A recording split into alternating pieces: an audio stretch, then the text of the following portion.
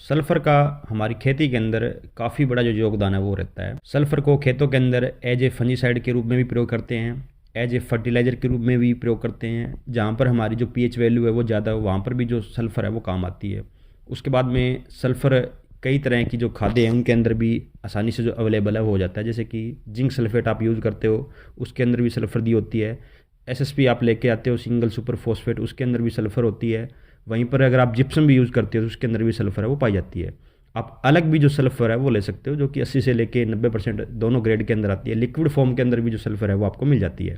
आज की वीडियो में जानते हैं कि सल्फ़र एक्चुअली आती कहाँ से है और जो कच्ची सल्फ़र होती है उसका एक्चुअल में जो मूल्य है वो क्या होता है पर केजी के हिसाब से।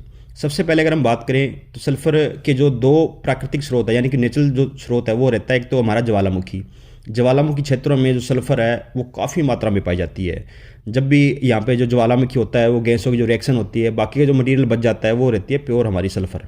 उसके बाद में तक खदानों से काफ़ी सारी जो सल्फ़र की खदानें हैं वो मिल जाती है जिनके अंदर जो सल्फ़र है वो काफ़ी मात्रा में पाया जाता है।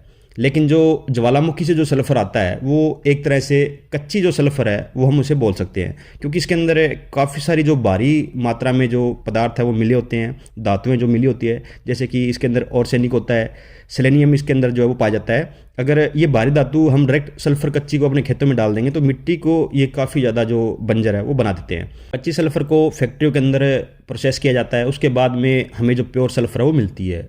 कच्ची जो सल्फ़र होती है वो पानी के अंदर घुलनशील बिल्कुल भी नहीं होती। इसके अंदर जो प्रोसेस है वो किया जाता है, उसके बाद में ये हमारे पानी के अंदर आसानी से घुल जाती है। अभी अगर हम वर्तमान समय की बात करें तो सल्फ़र का जो प्रयोग है वो खेतों के अंदर काफ़ी मात्रा में होने लगा है। इसलिए जो हमारी ज्वालामुखी वाली सल्फ़र है वो अपनी जो कैपेसिटी है वो इतनी नहीं प्रॉपर कर जाती कि सल्फ़र की जो शॉर्टेज है मतलब कि वो हमारे यहाँ काफ़ी देखने को मिलती है। तो इसलिए अभी वर्तमान के अंदर ज़्यादा जो सल्फ़र है वो यूज हो रही है, वो हो रही है हमारी पेट्रोलियम और जो गैस रिफाइनरी, जहाँ पर कच्चा तेल होता है जिसे आप क्रूड ऑयल बोल देते हो, वहाँ पर जो हाइड्रोजन सल्फाइड होती है उसे प्रोसेस करके क्लास प्रोसेस होती है, उसके द्वारा जो है वो हमारे खेतों के अंदर पहुंचाया जाता है। अभी अगर कंट्रोली बात करें तो मेरे हिसाब से 80% जो सल्फ़र है वो आपको जो पेट्रोलियम और गैस रिफाइनरी से है, वहीं से जो हाइड्रोजन सल्फाइड है उसको प्रोसेस करके आपको दी जाती है। कच्ची सल्फ़र का जो रेट है उसकी बात करें कि वो प्रोसेस होने से पहले उसकी जो क्या कॉस्ट है वो आती है। वर्तमान के समय अभी आप खेतों के अंदर सल्फ़र यूज़ कर रहे हो वो जो भी आप पर केजी के हिसाब से जो पैकेट वाली सल्फ़र है वो लेके आते हो, उसमें से आप 50 से लेके 55 रुपये आप अगर माइनस कर देते हो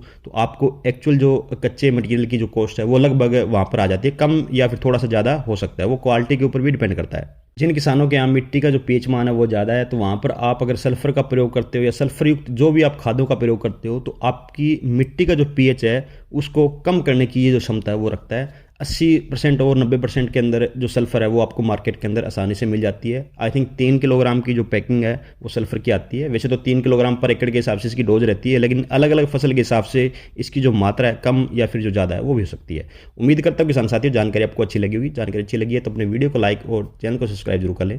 धन्यवाद किसान साथियों।